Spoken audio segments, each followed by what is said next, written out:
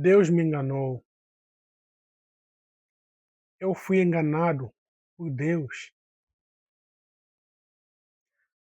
A palavra de Deus, lá em Mateus, no capítulo 11, no versículo 28, aí diz: Vinde a mim todos que estáis cansados e oprimidos, e eu vos aliviarei. Eu estou cansado, eu estou oprimido. Eu fui até Jesus em oração, pedindo socorro, dia após dia, mas eu não senti esse alívio que aí fala. No livro de Salmos, no capítulo 50, no versículo 15, aí diz que invoca-me no dia da angústia, eu te livrarei e tu me glorificarás. Eu estou angustiado e invoquei a Deus, mas eu não senti esse livramento. Continuo angustiado, continuo estando mal. Deus me enganou, eu fui enganado, eu me sinto enganado por Deus. Quem nunca se sentiu assim? Quem nunca pensou desse jeito? A Bíblia também diz que para Deus nada é impossível. Mas às vezes parece que o que eu estou passando, a minha situação é tão grande demais que Deus não consegue resolver. Ou simplesmente Ele não quer. Quase todo mundo já chegou até esse ponto. Quase todo mundo já se já ficou assim. É como Jeremias, né? Lá no livro de Jeremias, no capítulo 20, no versículo 7. Fala que Deus me enganou. Né? Às vezes a gente passa por situações complicadas, difíceis, e a gente vai nas promessas de Deus, né? Que Deus prometeu lá na Bíblia. A gente vai indo pedindo socorro a Deus, consoante, baseando nas suas promessas, mas não tem êxito, não tem resultado. A gente continua sempre cansado, oprimido, a gente continua sempre angustiado, mas cadê as promessas? Daí a gente chega numa conclusão: pronto, Deus me enganou e eu fui enganado por Deus. Mas essa não é a verdade. Deus não engana ninguém. Deus não é filho do homem para que minta, nem homem para que se arrependa. Deus é Deus. Em Deus não há engano, não há mentira, não há pecado. Mas por que então que as promessas de Deus não se cumprem em mim? Mas por que às vezes quando eu falo com Deus, eu uso as palavras de Deus com Deus, eu me sinto que estou falando sozinho? Por quê? Por quê? Por quê? Essa é a pergunta que muita gente se faz. E a resposta continua sendo a mesma. A forma de Deus agir. Deus não age do jeito que a gente quer que ele age. Deus age do jeito dele. E às vezes o agir de Deus aos olhos humanos, né, é complicado de entender. Mas Deus é Deus. Se Deus curar, ele é Deus. Se Deus não curar, ele continua sendo Deus. Deus pode tudo, mas ele não vai poder fazer tudo. O fato dele poder tudo não significa que ele vai poder fazer tudo, mas ele continua sendo Deus. E, e é isso. Infelizmente, muita gente se sente enganados por Deus, acabam se revoltando contra Deus e acabam se afastando de Deus. E muitos tornam-se ateu, muitos tornam-se agnóstico, né? Pessoas que não outrora eram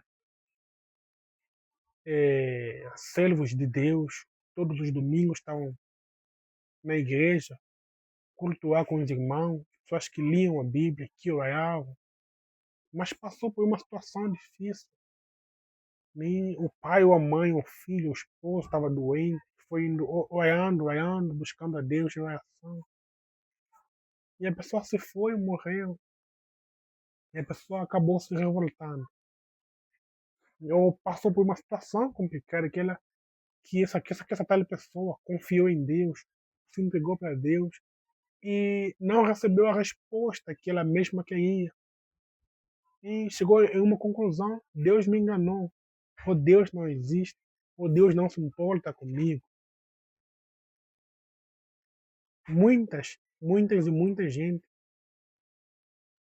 passou ou passa por situações do gênero, ou chegou em conclusões do gênero.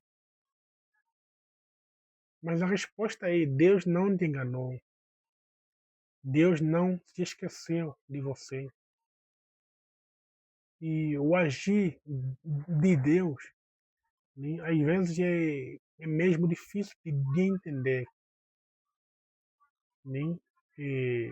Mas Deus é Deus e Ele se importa com a minha, com a tua e com a nossa dor.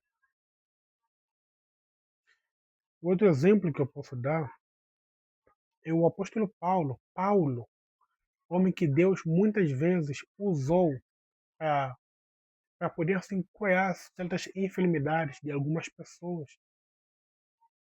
Mas se nós vemos lá no livro de 2 de Coríntios, no capítulo 12, Paulo estava passando um espinho na carne, estava sendo tão pesado para ele. E Paulo orou, pediu ajuda a Deus pela primeira vez. Deus simplesmente se calou. A segunda vez, se calou. E pela terceira vez, quando Deus respondeu, Deus apenas disse para ele: a minha graça te basta. Ok? Simplesmente isso. Deus não tirou Paulo daquela situação.